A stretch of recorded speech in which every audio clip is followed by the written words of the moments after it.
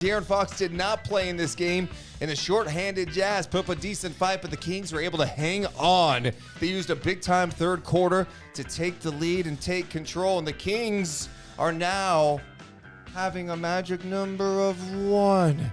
Their next win means they clinch a playoff spot. They beat the Utah Jazz tonight 121-113. So much love going around. How about Kevin Huerter? Big-time games, back-to-back nights.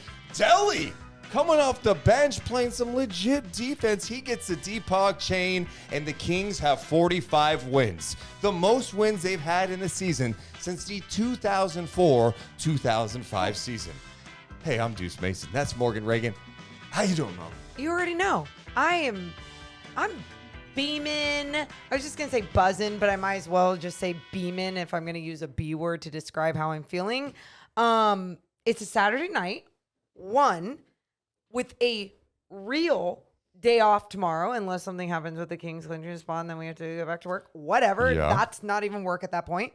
And option 3, whatever number I was on, I'm so glad that the Kings won this game. And I know there's so many things that we can look at with this game and go, well, yeah, this should have been a no-brainer kind of win. I get that. I don't care. I'm just glad that they are doing a good job of controlling their fate, of getting into the playoffs, and not just depending on other teams to get wins and to make it happen for them. Yeah, I was very eager to see how the Kings were going to respond after what happened against this Utah Jazz team. Yeah. Earlier this week in Salt Lake City when the Kings wrapped up their 4-game road trip in Utah. Of course, Kevin Huerter did not play in that game, but the Kings were shorthanded. And the Jazz got off to that 40-19 start. Their zone really messed some things up. The Kings rallied back, took the lead, but weren't able to close it. And Utah won. It was really disappointing finish to that road trip. I was eager to see how they came out tonight. Look, I like any win. Wins are great. 45 wins is a huge accomplishment, big picture. Yeah. Yes. I just think there are some things tonight that I wish were a little smoother. It's also kind of hard to be super critical when Fox is not there, and I think he could have definitely helped some things, especially attacking the paint against that zone defense. I thought with him and Huerter in the lineup, that could have helped things. Overall, you get the win, and I thought they looked great in that third quarter. What jumped out to you about this Kings win? We can go over all the highs and lows. Yeah, I think there were highs and lows, and I think one of the things, there's a lot of things that stood out to me. I'll say one of the things that stood out to me was Davion Mitchell, again, stepping up to the challenge of being their starting point guard out there. I just think he keeps showing why he is a good God, I'm losing my mind. Backup point guard. Thank you. NBA Backup, I was player. going to say second. I could not think of backup point guard. Why he is a good backup point guard in this league. And I think sometimes we look at him and we go, man, but his size, like, look at these other guys with the size advantage. We saw the other night, even when he was taking on Devin Booker, he might not have the size advantage and Devin Booker can shoot over him. But if he's disrupting the hell out of him and making sure his life is harder, he's not even going to get a good look at the basket because he's going to have to worry about where his handles are, right? And so Davion Mitchell, I think, has just done a fantastic job of making so many people think twice on the offensive end when he's playing defense on them. And what that does, Deuce, it sets the tone on that end of the floor for the rest of the squad. Yeah, and Davion had to start against a bigger lineup too, right? Like they have a pretty big starting lineup, even without Markkanen out there. Yeah. Of course, Sexton's been out, Clarkson's been out, but you got THT, Agbaji, Olynyk, Walker Kessler. What a man he was tonight. Career high Guy's tonight. A beast. But Davion, the only thing he wasn't able to do tonight is connect from that three-point shot. He was 0 for 6, but God, he had some beautiful moves to the basket. A couple of crossovers, nasty finishes, pushing in transition. You talk about that. I mean, that was his way of getting into the paint. And I know at times it was like he was going all the way to the basket, but his handles were nasty.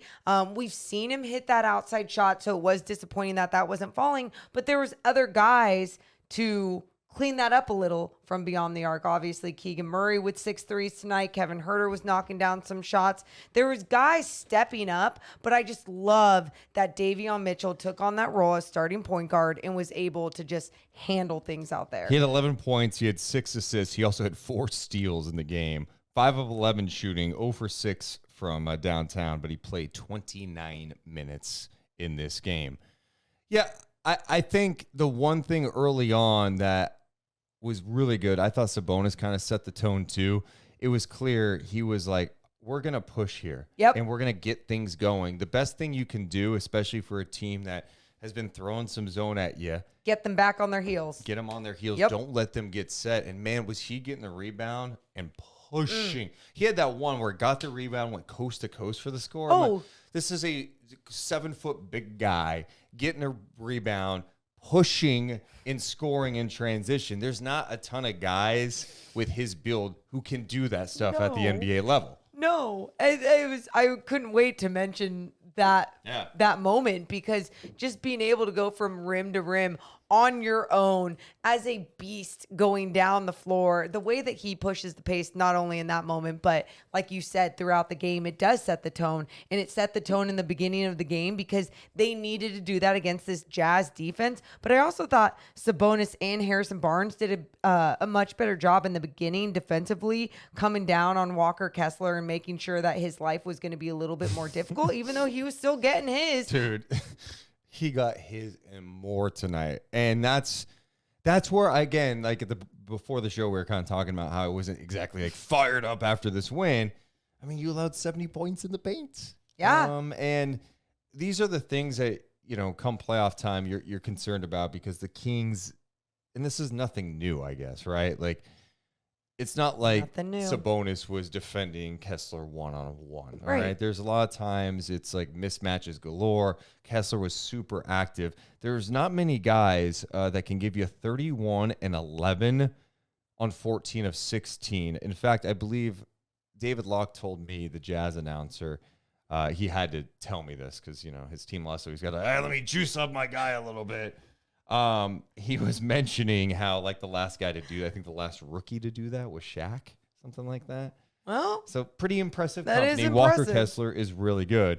But it's just the Kings' size, and this is a long-term thing when you're trying to build out this roster.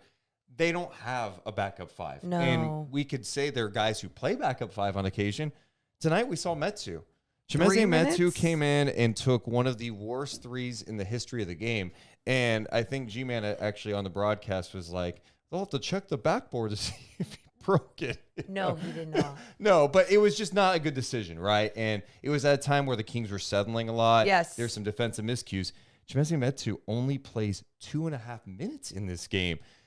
They end up going to Rashawn Holmes, who I feel so bad for Rashawn. He just doesn't look comfortable at all. And it's And it's like, it's not how even could he? He right. never plays. That's really quick. I wanted to mention that because I guess some people go, oh, maybe you can't play anymore. And it's like, no, when you're not playing, obviously you're not going to feel comfortable. It's not about like staying ready. It's like, oh shit, I forgot what this is like with these NBA minutes. And how many times did he get blocked in the couple minutes that he was in? Yeah, it didn't look good. And when you mentioned that backup 5 position, Deuce, you're exactly right. All the Jazz had to do was lob it up even in transition. They had some beautiful moments where they're just making a half-court pass to Walker Kessler or whoever else was down low and just keep the ball up high, and they would dunk it, throw it down, and or lay it in. It was some beautiful basketball way to utilize your height, especially when the Kings lack that. This Utah team, I feel like we're repeating some of the stuff we talked about the last time they saw them in Salt Lake City. Abaji, dude looks like he can play. He's got a ton of potential. He had 20 points in this game. He also had 3 blocks along with 4 assists, 3 rebounds on 8 of 15 shooting. He was 3 of 7 from downtown. So they've got him. They've got Walker Kessler. It's a pretty talented team, man. Hell yeah, it is. Plus, you got Markkanen, who wasn't even playing tonight. But yeah, going back to Rashawn, you're right. It's just, I felt like they try to give him a pick and roll, but there's a hesitation with him and Monk, and it's like they don't play together at all. And I think, we take a step back. I feel like I wish that Mike Brown had given Rashawn more opportunities early to get that rhythm. And I always reference that Lakers game in LA when Sabonis missed it and he had a double-double. I'm like, this could be his moment, right, to get back into things. He just hasn't. And they gave him a chance, and it did not look good tonight at all. And, I see on our chat, not JK says, I don't know, Mo, kind of looks like he can't play. He looked awful to start the year as well before his role was significantly reduced. And in at times, absolutely. But then you do reference a game like that Lakers game, and you go, even before that, what did he all of a sudden take a whole year and just get like shitty? And that's where I go, we just haven't seen enough for me to go from what he was doing with Tyrese Halliburton to earn that contract to what he is right now. So I think it is going to be a situational thing with him, and he will be able to play a role in the NBA. And he had his push shot once tonight. He missed it. Yeah. And he got blocked a couple of times. It was, there were some tough things for him in that game. And then he ends up only playing 3.5 minutes. So we're talking about Metu and Holmes, your backup 5 options, playing a combined like 6 minutes tonight.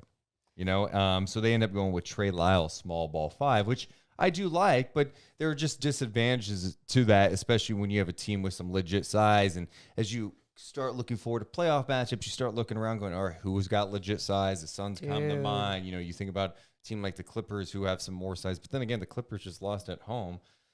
Clippers are falling apart. I know. It's weird too, because when you do have that small ball 5, you think about when a team like the Jazz are in that zone and they stack like the weak side or whatever, or whatever side that may be, and you have your 5 stretching the floor, which is fine, but then it usually means that you're going to settle for those outside shots. And we saw a lot of settling tonight. I believe that was like end of the first. I was texting you like, what is this, Chuck City? Like, what are we doing Well, and here? I think that was the thing early on. I thought the Kings had some success against the zone because Keegan Murray they kept leaving Keegan Murray open in the corner for 3. And they were late to recover on that. And Keegan's like, I can shoot this corner 3. What did he say? Well, yeah, I think I can shoot this. Nice. He had 14 points in the first quarter, which was awesome. And Keegan Murray tonight had a really nice game. He had 22 points, 8 of 15 shooting, 6 of 12 from 3. He's going to smash that 3 away rookie record, Donovan Mitchell's all-time rookie record for most threes in a season. So that's pretty cool.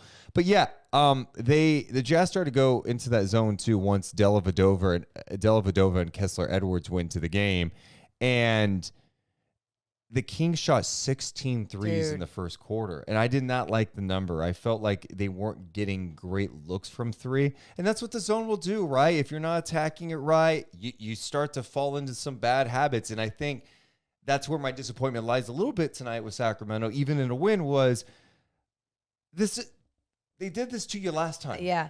And they didn't make the adjustments. You have to handle it better. Now, the Kings did end up handling it better. Sure.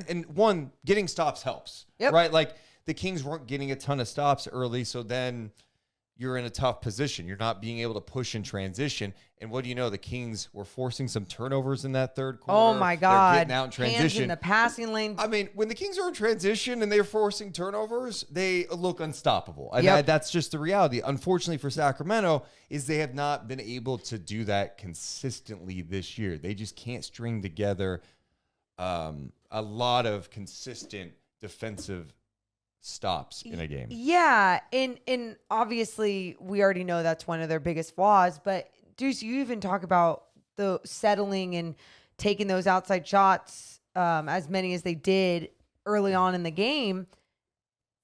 You, as a shooter, but usually knowing your teammates well, you know where that ball is kind of going to go, right? Especially when you see it on the release, or you see where it's going off of the back of the rim, front of the rim, whatever. And it just seemed like those rebounds were long, and in a zone, they didn't capitalize on that. No one was putting a body on them, but the Kings still weren't crashing and getting those boards. And I know they can be funky and kind of go in different places, and sometimes it's going to be luck, but I felt like they weren't crashing enough on those missed shots too. So it was 32-26 after 1. One guy that jumped out to me immediately tonight, and he ended up getting the defensive player of the game chain, was Matthew Dellavedova. And I've said to Morgan, I might have said it even on night chat. Sometimes I confuse some of the things I say on and off the podcast, but I was like, I like Deli as a person. I believe he's an important fixture in the locker room. He's been on really good teams. I think he has a good understanding of the game. I just feel like he's not playable. And tonight, in this matchup, I thought he came in, he put pressure on the ball, he was into the guards, he was playing physical, and that's what I'm looking at. I'm just watching him defensively. And that's what he needs to do. Yeah, and he was into it. I mean, he had a really nice play in the second half on Chris Dunn to force a turnover. I just love what he brought tonight, because last night, Mike Brown did not bring Dellavedova into the game after Fox got hurt. Yep. He played Davion Mitchell from the 7:16 mark of the third quarter to the end of the game. And tonight, it was like, all right, Delly, we need you to come in and give us a little edge out there, play with a little physicality. And he came in and did that tonight. I thought Delly gave you 19 minutes. He gave you 5 points, 2 assists, 2 rebounds, knocked down a 3, and he played some good defense. I liked what he brought tonight. After he knocked down that 3, and I think he like fell over, and then he came back in and just like fouled. I think it was THT right away. And I was just like, damn it. Like, those are the moments that are frustrating. Like, don't allow those moments to happen, because you're not going to get a lot of time. You're the vet. Like, just Are you talking about the one in the fourth quarter that Mike Brown ended up challenging? No. That was one of the more frustrating things in this game for me. Fourth quarter, I wrote it down, 10:40 mark. Mike Brown used his challenge. And you know me, I don't like the challenges. I like saving them. But in that situation, I was like, use that shit, Mike. Really? Yeah, you were down for it. Well, I was so irritated by what happened with Malik Monk. Monk goes up strong. Was that? He clearly got fouled. Sure. And the official missed the call. And Malik Monk was ejected. he was walking down the floor after jawing at the official the entire time. So he must have said something. He probably said something that was worthy of injection. But the point is, and that was tough. Like, someone's got to help him out there. The coaching staff, whatever, has to like pull him back or something. Yeah. Come on, get him focused. But because you don't want to lose him, especially without De'Aaron Fox. No, he was pissed. He was pissed, and he should have been pissed. I don't know how you missed that call, and so they missed it. But anyway, at the less than a minute later, Delly just plays nice defense. I thought on THT, they call him for a foul. Mike Brown challenges it, and they don't overturn it. And I can't for the life of me watch that play. And again, it's one play. It didn't cost him anything in the game. But I'm watching that going, how do you play defense in the NBA, though?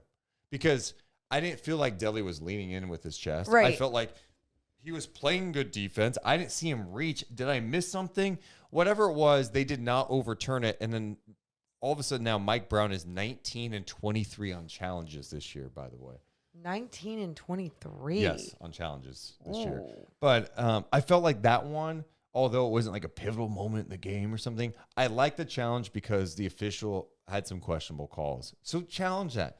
Make them go look at that, and they still didn't overturn it. Yeah, so well, what do I know? I think that's the most frustrating thing, when they still don't overturn it, because sometimes I feel like it's an ego thing, and it's like they're trying to prove a point when really it's like, no. It's okay to be wrong. Like, that's what the challenge is used for. Even if the challenge is being used in a petty way to prove that you are wrong about something, it's still about the game. Like, do your job the right way. And I know there was too many frustrating moments like that in this game.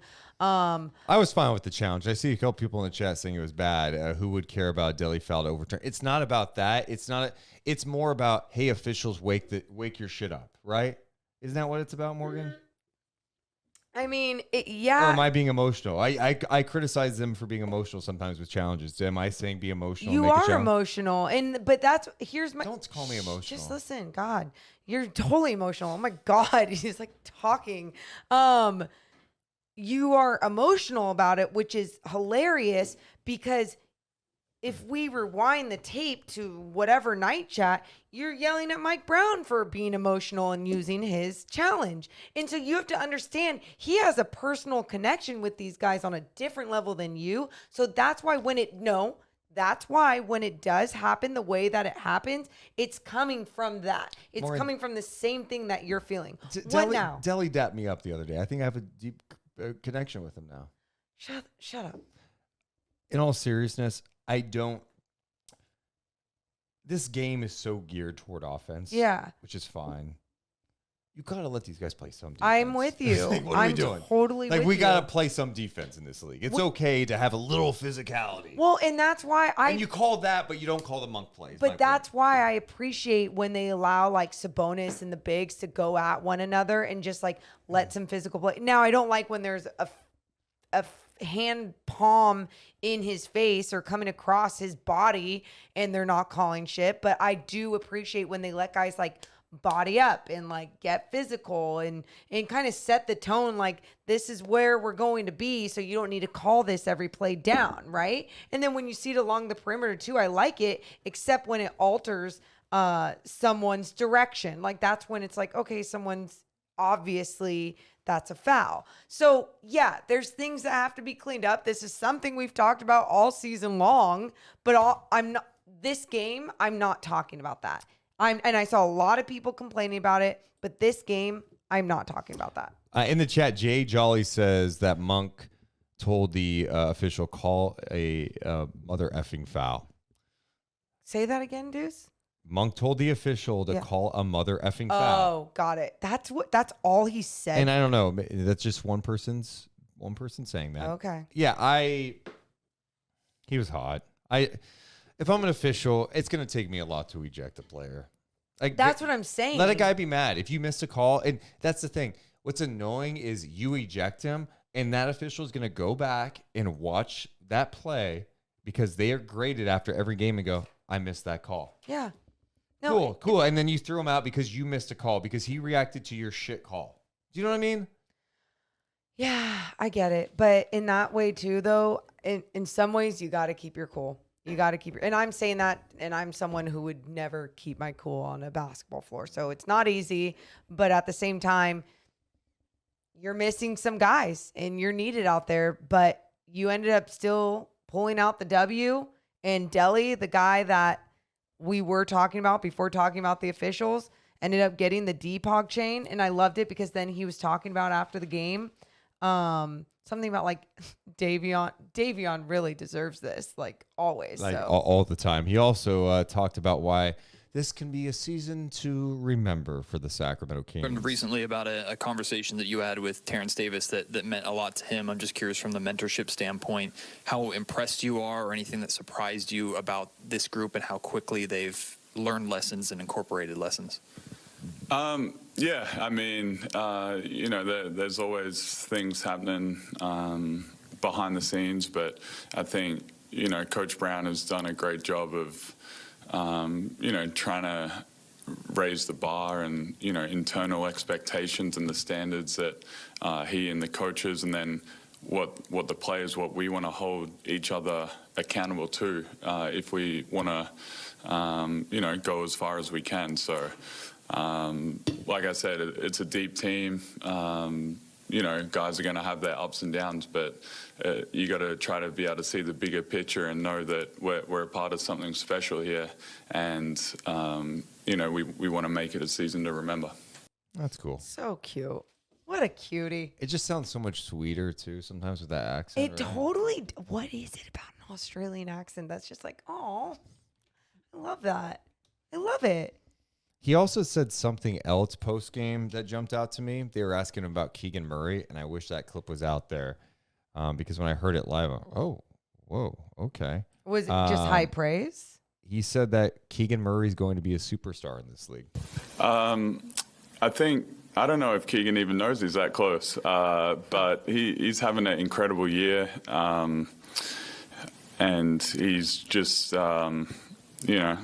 humble guy from the country, and I think he's going to be a superstar in this league, and he's already so good. And the game comes so easy to him. And I think, playing with guys like Fox and Domas definitely helps take the pressure off him. But he's, figured out some great chemistry with both of those guys, and, coming off Domas handoffs and cutting, and, he shows some other parts of his game every now and then that, let you know that he's going to be even more special in the future. Some high praise there from Matthew Dellavedova. A lot to unpack there. He talked about what they could do defensively, more ball pressure leads to better reaction on the weak side. Yeah. And then just that last clip of him talking about Keegan Murray saying that he can be a superstar. Well, I think, when he talks about how the game just comes to him so easily, it's true.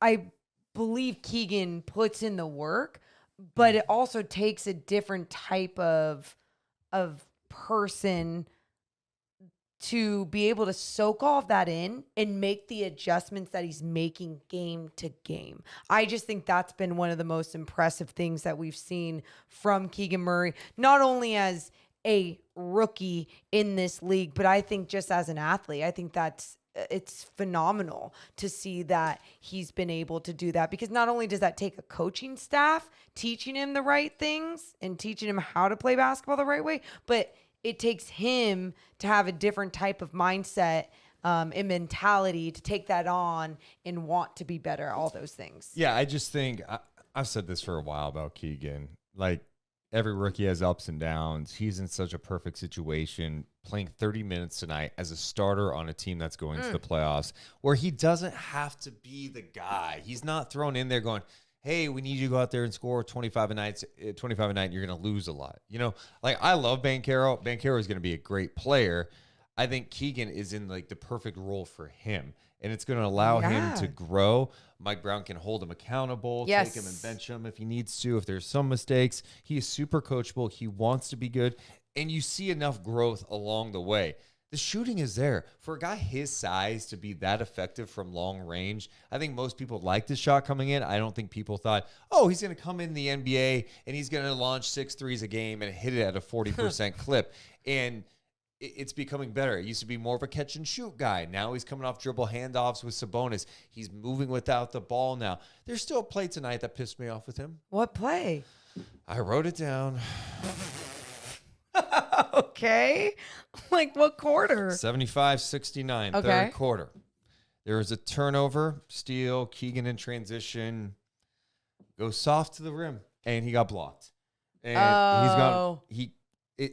that's the area of his game. He's just got to go with force, play with force. He's doing a lot more things that are showing me signs he's improving. That's the one area that's been a little up and down for him. You've seen, he dunked it, but there's some other times where he has not. 7 blocks. I for get the it, team. but this one was a soft take to the rim. No, I know what you're talking about, and I'm that's why I'm not. Yeah. I agree completely. Yeah. I'm just saying, they're going up against a team with a lot of length, but we've seen it before against teams that don't have as much length. So no, those are the adjustments that I would definitely like to see from Keegan going forward. But I think he's going to be a really good player. If you're down on Keegan, or if you buy stock in Keegan Murray. Deli's not just saying that to be pump his guy up. He feels that. I'm sure he feels that way because, one, you're around him every day, so you're seeing the way that he soaks up knowledge. But 2, Keegan is in so many levels that modern day NBA body. And if you have the skill if you can shoot the hell out of the ball and be that height, you're going to have a good career. You're going to have a role in the NBA. Yeah, and I think he's showing signs defensively too. His off-ball defense has been really good. They put him in some tough matchups trying to defend Devin Booker, and Brown was asked about that today, and he's like, no, if he's going to be a great player in this league, he's going to have to do those things. Damn. Yeah. But Mike Brown after the game, he got a little fired up talking about Keegan. Did you hear this? No. Here's Mike Brown after the win. And then you look at a guy like Keegan, and if he breaks the NBA three-point record that Donovan Mitchell, or when he breaks it, because he's going to break it, but when he breaks it, that has to mean something to everybody out there, especially the people voting. So, again, if he breaks that record and he's not first team all rookie, especially with our team record, then all this is bullshit in my opinion, because he deserves it. That record is like monumental in my opinion when it comes to rookies. You're talking about Donovan Mitchell has it right now, and look what he's doing in this league. Yeah. So to me, Keegan's job as a rookie is 100, and this is, I'm not trying to take it because Banchero down in Orlando, I mean, great player. Obviously, Chet's hurt. Everybody's doing something as rookies, but to break that record with your team sitting in the third spot and going to the playoffs, and you've been starting for this team all year, come on, man. That's a no-brainer for first team all rookie. Yeah, I mean, that to me, I didn't even think about that as that not being a possibility, because he's been very effective, like Mike Brownell did. Yeah. I love that. That's bullshit if he doesn't. And he has a point.